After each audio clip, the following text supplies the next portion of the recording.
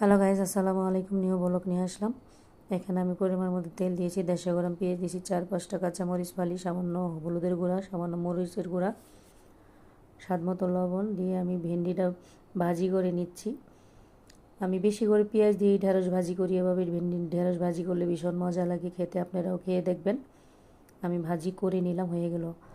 তো এখানে আমি পরিমাণ মতো তেল দিয়েছি, পেঁয়াজ কুচি দিয়েছি 100 গ্রাম, কাঁচামরিচ ফালি করে দিয়েছি, হলুদের গুঁড়া, মরিচের গুঁড়া, আদা রসুনের পেস্ট, স্বাদ মতো লবণ দিয়ে আমি একটু কষিয়ে নিয়ে একটু পানি দিয়ে ভালো করে কষিয়ে নিব।